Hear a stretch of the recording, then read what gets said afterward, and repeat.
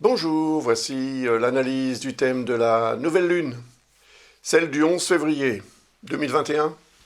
Elle aura lieu à 19h07 GMT.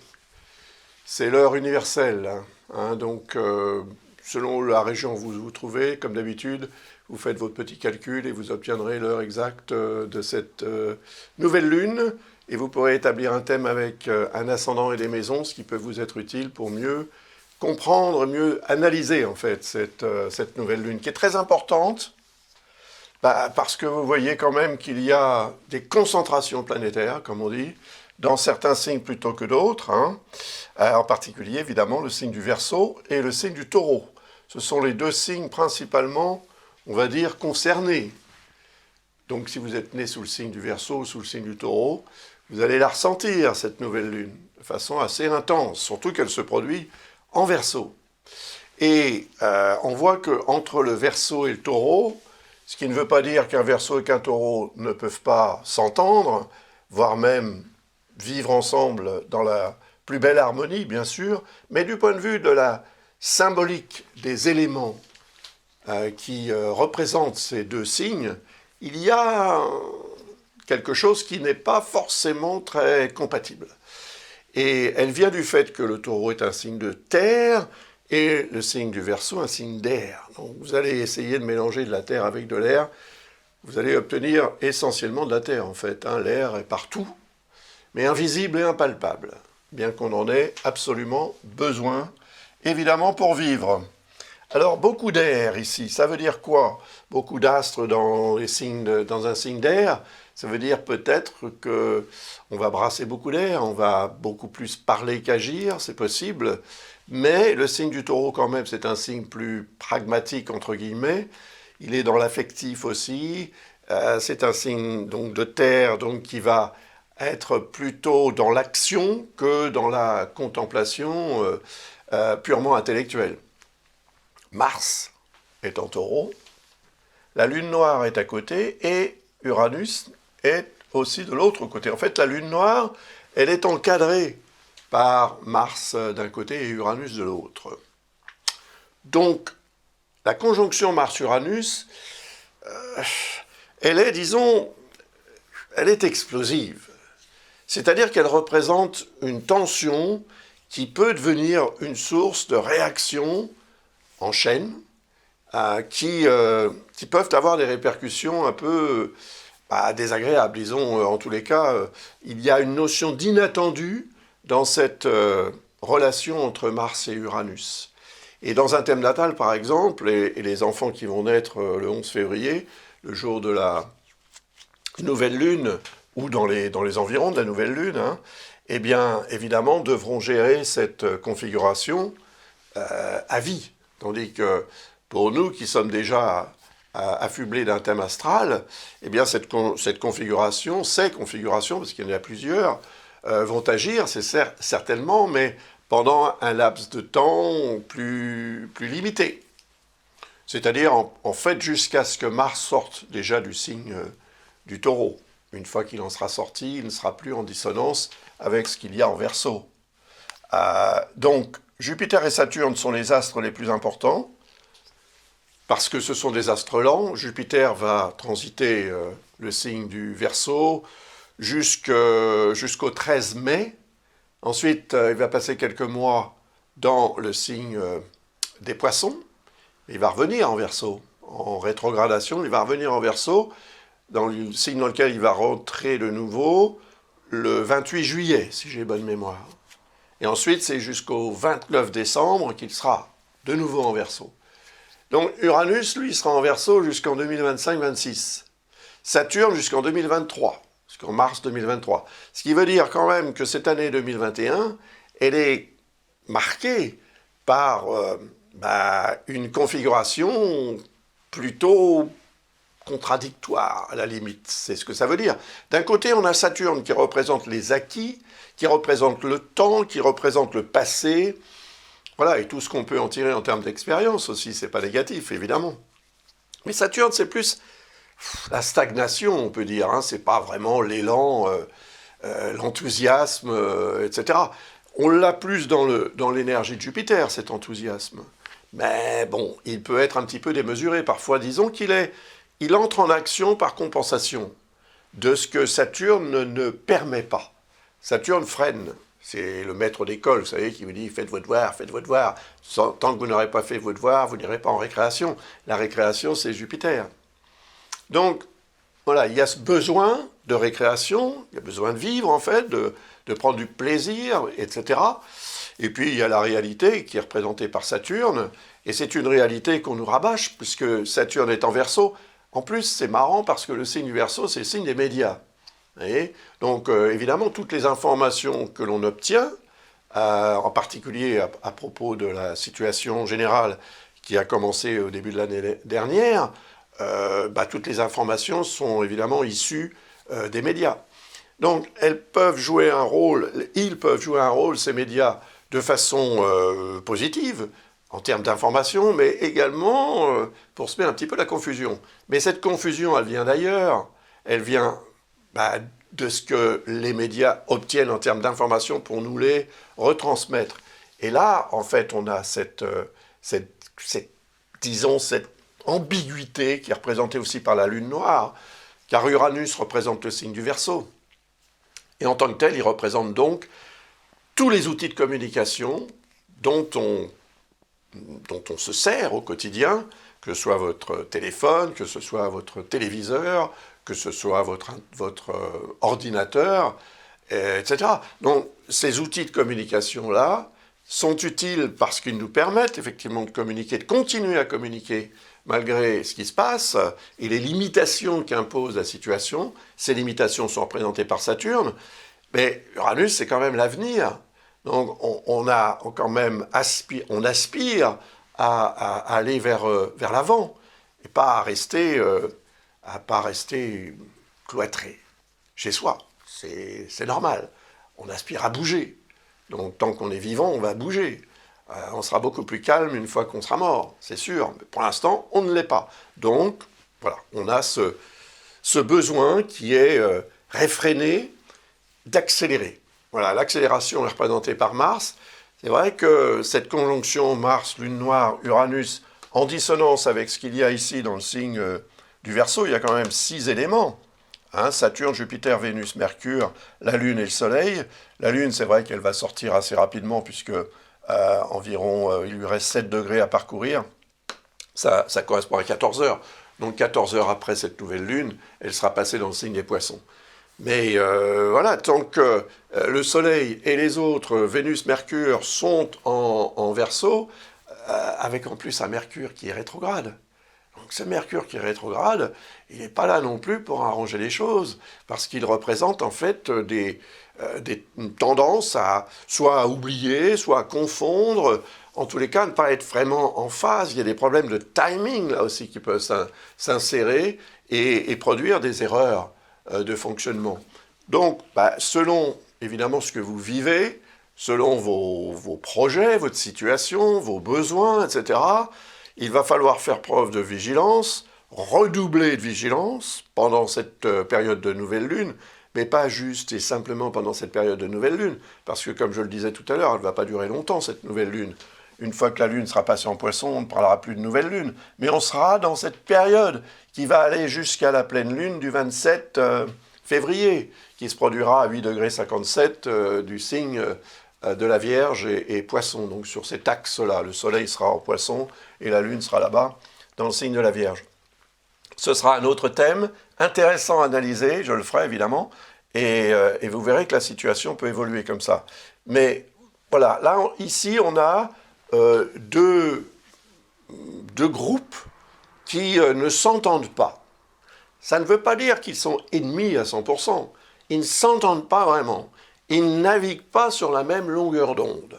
Donc, il va falloir faire un effort, en fait, pour essayer que ces groupes d'énergie puissent se comprendre et se rejoindre afin d'en faire une synthèse cohérente En fait, si on cherche les mi-points, tous ces mi-points de ces astres-là, hein, globalement, se trouvent ici, dans le signe qui est au milieu, à la fin du signe du poisson, voilà, sur la charnière poisson-bélier, plutôt en poisson. Et en poisson, on a Neptune, qui représente quand même la dimension spirituelle des choses.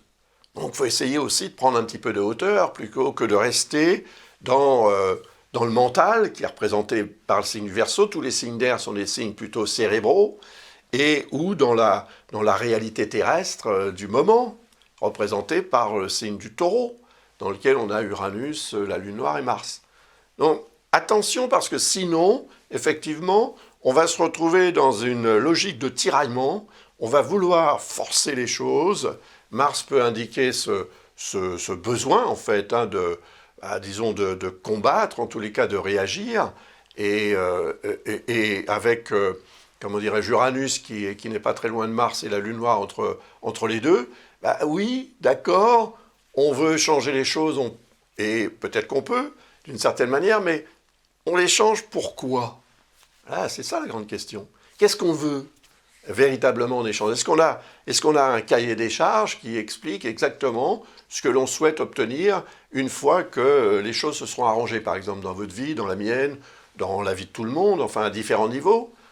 Est-ce qu'on a préparé l'après, si vous voulez? Non, pas vraiment. Je pense pas. Je pense qu'il y a une ambiance un peu glauque, on peut dire, hein, et elle est représentée vraiment par cette lune noire qui est là pour mettre en avant toutes sortes de zones d'ombre, donc toutes sortes de théories aussi, plus ou moins fantaisistes, que vous pouvez avoir et que vous pouvez nourrir, cultiver dans votre fort intérieur, dans votre vie, que ce soit sur le plan familial ou professionnel, ou social ou à d'autres niveaux, financier aussi bien sûr. Donc ça va dépendre de chacun. Ces énergies-là, c'est vrai qu'elles ont une influence globale, on peut dire sur la planète entière, mais différemment selon les individus, et différemment selon les régions. Par exemple, elles peuvent représenter des perturbations météorologiques, des perturbations telles que par exemple des tempêtes. On est ici dans un signe d'air, c'est le vent, et là c'est la terre qui bouge. Mars, c'est aussi le feu, donc les éruptions volcaniques et des choses comme ça. Donc il y en aura probablement, mais où et comment et jusqu'à quel point elles vont avoir ces perturbations dites ou bien météorologiques, ou bien sismiques, ou d'une autre nature, et quel degré d'importance auront-elles? C'est difficile à déterminer.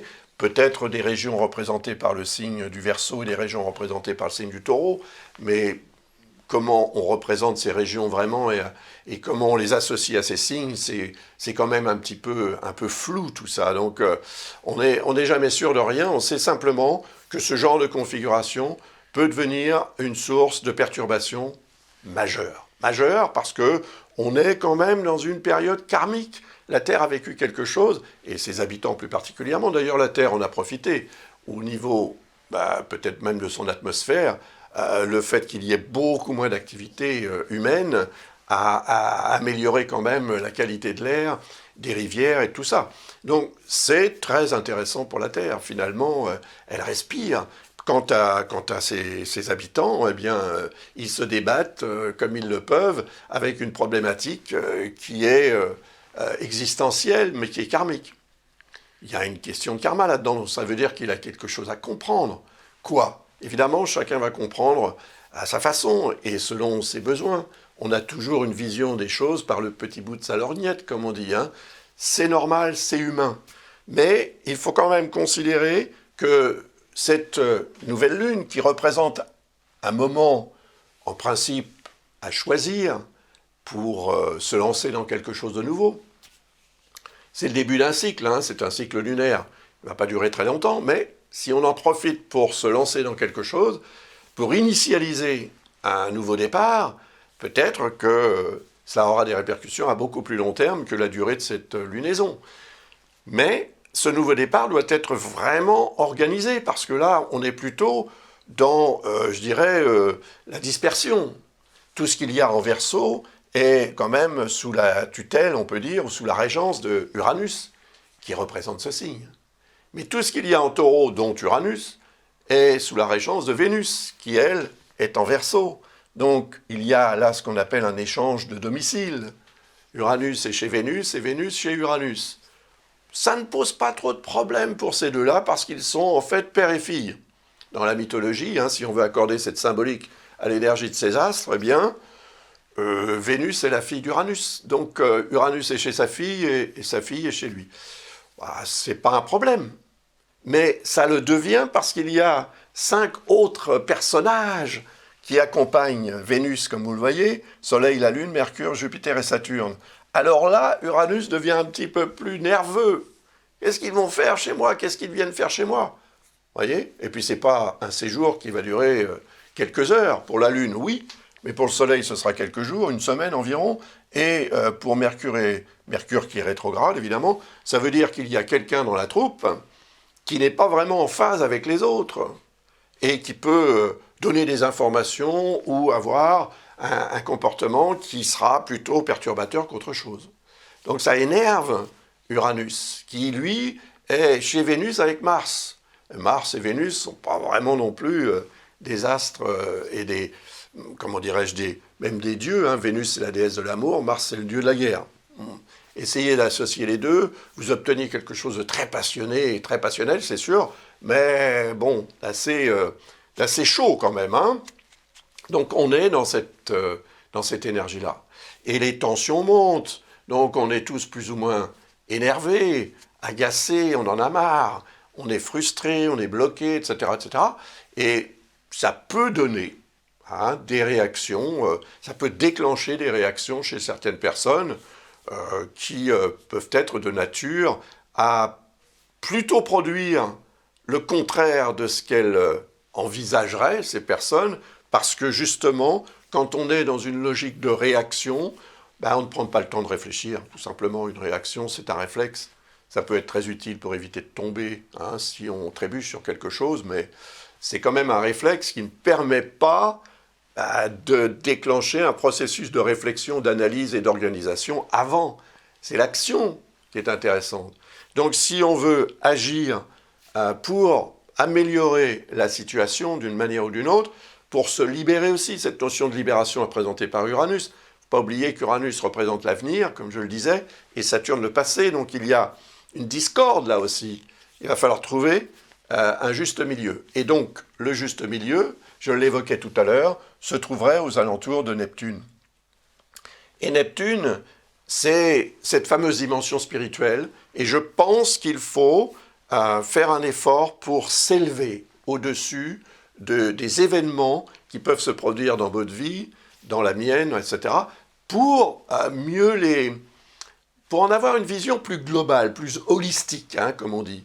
Parce que cette vision-là nous permettra non pas de focaliser sur un sujet à la fois, et d'avoir, sur un détail même peut-être, et de perdre complètement conscience de l'ensemble auquel appartient ce détail, mais au contraire, en prenant cette hauteur, cette distance, on va avoir une vision beaucoup plus large, un petit peu comme lorsque vous admirez un paysage.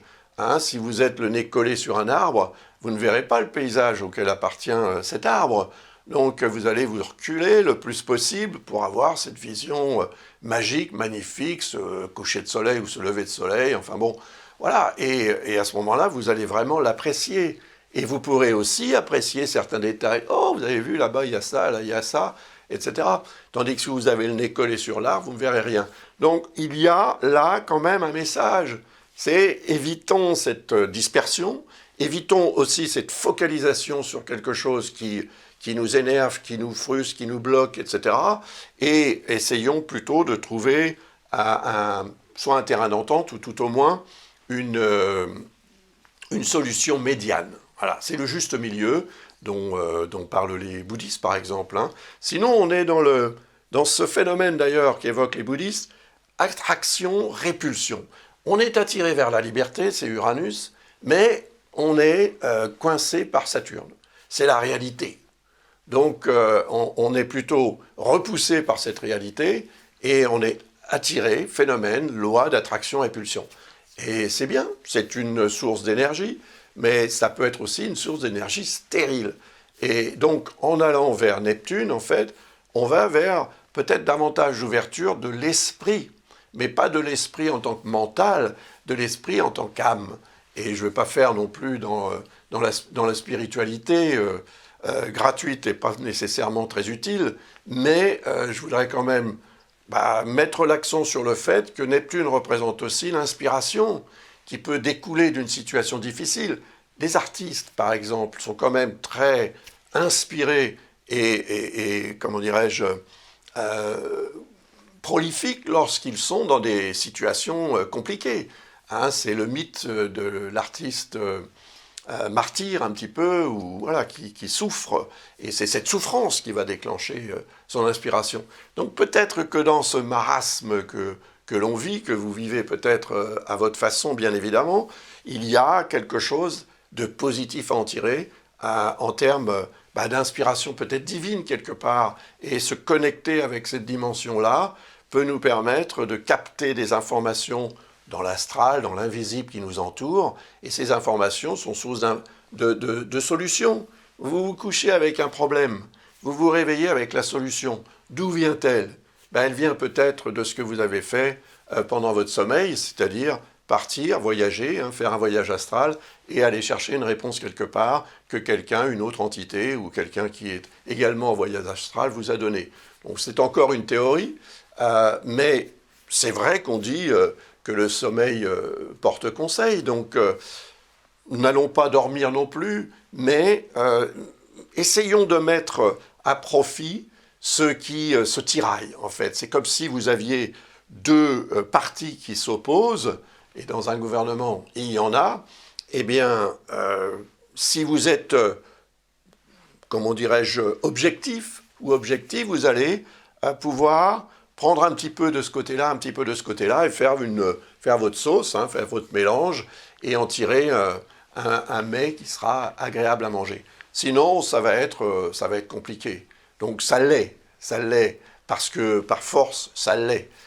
Mais on peut aussi simplifier les complications pour en tirer quelque chose qui sera plutôt agréable que le contraire. Et ça, si c'est envisagé, ça peut se remarquer chez certains d'entre nous, en tous les cas, aux alentours du 13, lorsque la Lune, elle, va arriver à la longitude de Neptune, le 13 février, la veille du 14, la veille de la Saint-Valentin. D'ailleurs, après, la Lune va continuer son périple en Poisson pour passer en Bélier, où elle va rejoindre Chiron. Chiron, c'est la santé. C'est la santé des affaires, c'est la santé à toutes sortes de niveaux. Et vous voyez que Chiron est en harmonie ici, si on crée le lien, avec Saturne. Et Saturne, c'est la réalité sur le terrain. Donc il y a quand même quelque chose de positif qui peut tout à coup émerger sur le plan santé, sur le plan sanitaire, mais également en ce qui concerne certains domaines de votre vie qui nécessiteraient une attention particulière parce que des problèmes dits de santé, ça peut être la santé sur le plan financier, la santé sur le plan professionnel, ça peut être différentes formes de santé, mais c'est ce que représente Chiron. Et Chiron représente aussi le médecin intérieur, notre capacité à nous auto-soigner. Donc, on a les solutions en nous, bien souvent, sinon, on va les chercher ailleurs, et lorsqu'on va les chercher ailleurs, souvent on est d'ailleurs assez déçu, ou bien on adapte ce que l'on a trouvé à notre propre sensibilité, à nos propres besoins. Donc là, ça devient une solution tout à fait positive. Il est possible qu'aux alentours du 15, lorsque Chiron sera rejoint par la progression de la Lune, par le transit même de la Lune, eh bien, il y ait effectivement un événement intéressant sur le plan santé qui vienne apporter quelque chose de concret qui aura des répercussions durables. Saturne, c'est le facteur temps. Donc lorsqu'il intervient de façon favorable sur un astre ou défavorable, c'est pareil, eh bien les répercussions, les conséquences peuvent se remarquer à plus ou moins long terme. Mais à plutôt long terme que court terme avec Saturne. Et puis le 17 et le 18, la Lune va transiter signe du Taureau, elle va d'abord passer sur Uranus et la Lune noire puis sur Mars. Eh bien, évidemment, ça va réveiller un peu les choses, par rapport à ce qui a été dit tout à l'heure à propos de ces dissonances, de ces configurations dissonantes. Et là, pendant ces 2 jours, il faudra, à mon avis, faire un effort de vigilance et de tempérance pour éviter de réagir trop fortement, trop impulsivement et peut-être même trop agressivement. L'agressivité, c'est Mars. L'impatience, la nervosité, c'est Uranus. L'époque est électrique, la période le sera, et cette nouvelle lune en Verseau montre que si on veut changer les choses durablement et de façon positive, il ne faut pas se précipiter. Il faut respecter les délais. Voilà, les délais qui sont représentés par Saturne et qui sont imposés par Saturne. Mais Saturne qui ferme un petit peu la marche, puisque c'est la dernière planète dans le signe du Verseau, Soleil et la Lune sont en tête, et Saturne est à la suite. Donc c'est le dernier entré, en fait, enfin, c'est pas vraiment le dernier entré dans le signe, mais c'est le dernier dans cet ordre-là. Et il ferme un peu la marche, c'est-à-dire que c'est un petit peu comme le papa qui suit toute la petite famille et qui, de cette façon, a un regard et peut-être qu'il peut mieux les surveiller, toutes ces petites personnes, tous ces enfants et autres, pour éviter qu'il y ait un souci, ou s'il y en a un, qu'il puisse intervenir assez rapidement. Et comme Saturne est en harmonie avec Chiron, ça peut aussi vouloir dire que si un problème se pose, qu'il s'agisse d'un problème de santé ou d'un autre type de problème, eh bien, cette association Saturne-Chiron peut permettre effectivement de trouver une solution rapide, parce qu'on est quand même dans le signe du Bélier avec Chiron, c'est Mars, c'est la rapidité, une solution rapide qui viendra apporter un résultat plutôt favorable. Par contre, oui, quand le 17 et le 18, la Lune va passer en Taureau, ça peut réveiller les choses aussi sur le plan météo, ça peut réveiller les choses sur le plan sismique, et voilà, sur le plan aussi de la nature humaine, parce que c'est quand même la nature humaine qui est fortement impactée par ces influences cosmiques. Donc, sur le plan de la communication, sur le plan des valeurs aussi qui sont reliées à l'argent, qui sont reliées à l'alimentation et à la Terre également. La Terre, c'est la Terre, c'est-à-dire le globe terrestre, mais aussi la Terre de laquelle on puise les aliments que l'on consomme. Donc, il y a évidemment là aussi quelque chose qui peut intervenir de façon assez intense. On est fatigué, entre guillemets, et agacé par ce qui se passe dans nos vies, et on a tout à coup envie de réagir comme ça. Il faut éviter de réagir lorsque la Lune intervient sur des dissonances parce qu'elle représente l'émotionnel. Et si vous êtes dans l'émotionnel, vous n'êtes pas dans le rationnel. Donc on commet des erreurs parce que finalement, on agit plus avec ses sentiments, sa fragilité émotionnelle, qu'avec sa rigueur intellectuelle ou cérébrale. Donc, pensez-y, et pendant cette période, essayez de faire un effort pour ne pas vous laisser entraîner dans des discussions, dans des actions, dans toutes sortes de choses. Évitez donc, en fait, d'être aussi au mauvais endroit, au mauvais moment et en mauvaise compagnie. Ça peut arriver, ça. Donc, vigilance, c'est 2 jours, c'est pas énorme, mais ce sont 2 jours qui peuvent faire parler d'eux si vous ne faites pas preuve de vigilance. Voilà, c'est mon conseil personnellement. J'essaierai de faire attention, si je m'en souviens, mais je m'en souviendrai, parce que je vais le noter. Et oui.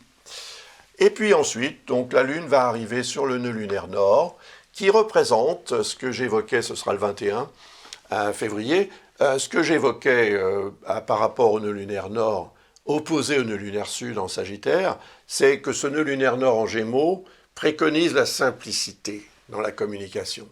Malheureusement, si on peut dire, le signe des Gémeaux est représenté par Mercure, et Mercure est rétrograde. Donc oui, on cherche à être simple et à simplifier les choses, mais on a la tendance, peut-être en les cherchant à les simplifier, à les compliquer. Voilà. Et si c'est le cas, on va s'en apercevoir le 21, ou aux alentours du 21 février, quand la Lune sera dans le signe des Gémeaux, parce qu'elle sera en dissonance avec Neptune, bien évidemment, qui est là en Poisson. Elle sera en dissonance avec Vesta, qui représente justement l'harmonie, l'équilibre et le bien-être qui devrait s'en dégager. Et voilà, ce nœud nord, par contre, il est en harmonie avec cette conjonction Soleil-Lune. Mais le 21, en fait, le Soleil sera déjà dans le signe des Poissons et la Lune sera là, dans le signe des Gémeaux. Donc, il n'y aura pas d'accord vraiment de lien harmonique entre le Soleil et la Lune. On ne peut pas le compter. Voilà. Donc, il n'y aura en fait qu'un phénomène de dissonance. C'est-à-dire qu'on prendra conscience peut-être des erreurs qu'on aura commises ici, pendant cette période où on aura peut-être cru à quelque chose qui ne sera pas le reflet de la réalité, mais on ne s'en apercevra pas à cette époque, ou alors on ne voudra pas s'en apercevoir parce que voilà, on aura envie que les choses soient comme on a envie qu'elles soient. Mais ça ne fonctionne pas à tous les coups.